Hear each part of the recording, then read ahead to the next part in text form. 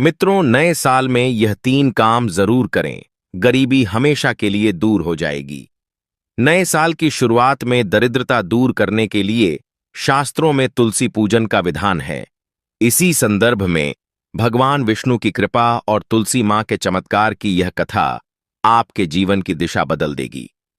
भगवान विष्णु कहते हैं कि जो भक्त तुलसी की सेवा करता है वह साक्षात मेरी ही सेवा करता है, क्योंकि तुलसी मुझे प्राणों से प्रिय है।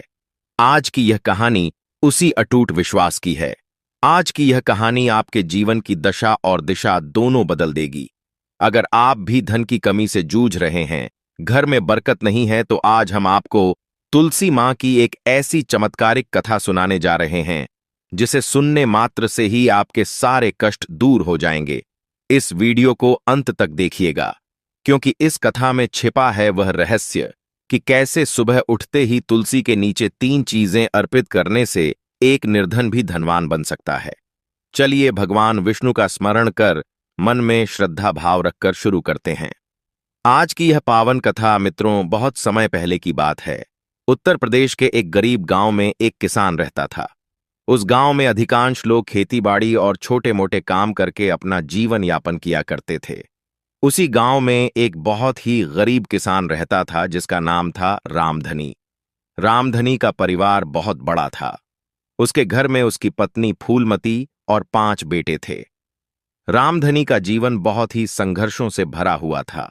वह रोज सुबह अपने पुराने टूटे फूटे हल और औजार लेकर खेतों में जाता और दिन भर धूप और मेहनत में जुटा रहता ताकि अपने परिवार का पेट भर सके। लेकिन किस्मत को शायद कुछ और ही मंजूर था। रामधनी जितना भी परिश्रम करता उसे उतनी सफलता नहीं मिल पाती थी। कभी कभी तो ऐसा होता था कि वह दिन भर खेतों में काम करता, लेकिन फसल इतनी नहीं होती थी कि घर में चूल्हा जल सके। गरीबी ने इस कदर उनके घर में डेरा डाल रखा था कि रामधनी और फूलमती को अपने बच्चों का चेहरा देखना मुश्किल हो गया था। फूलमती एक बहुत ही धार्मिक और संस्कारी महिला थी।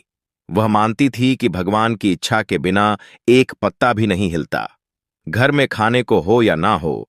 लेकिन वह रोज सुबह उठकर स्नान करती और घर के आंगन में लगे सूखे तुलसी के पौधे की पूजा करती थी। वो तुलसी के सामने हाथ जोड़कर बस यही प्रार्थना करती थी, हे मां, हे भगवान विष्णु, मेरे बच्चों की रक्षा करना, उन्हें कभी भूखा मत सोने देना। समय बीतता गया और गांव में अकाल जैसी स्थिति बन गई। खेतों में भी फसल कम होने लगी थी। गांव के बाकी किसान तो जैसे तैसे अपना गुजारा कर रहे थे, लेकिन रामधनी की हालत बद से बदतर होती जा रही थी। उसके 5 बेटे भूख से बिलखते रहते थे। फूलमती अपनी आंखों के सामने अपने बच्चों को तड़पता देखती तो उसका कलेजा फट जाता था। वह रोज भगवान से गुहार लगाती, लेकिन शायद उनकी परीक्षा अब भी खत्म नहीं हुई थी। गरीबी का आलम यह था कि बच्चों के शरीर पर कपड़े तक नहीं थे और हड्डियां दिखने लगी थीं। एक दिन की बात है, घर में अन्न का एक दाना भी नहीं था। रामधनी सुबह से ही काम की तलाश में गया हुआ था, लेकिन उसे कोई काम नहीं मिला। बच्चे भूख से रो रहे थे। फूलमती ने उन्हें पानी पिलाकर सुलाने की कोशिश की, लेकिन भूख की पीड़ा पानी से कैसे बुझती। उसी रात गरीबी और भूख ने अपना सबसे भयानक रूप दिखाया। रामधनी के 2 छोटे बेटे, जो कई दिनों से भूखे थे, उन्होंने दम तोड़ दिया। यह दृश्य देखकर रामधनी और फूलमती पर तो जैसे दुखों का पहाड़ ही टूट पड़ा।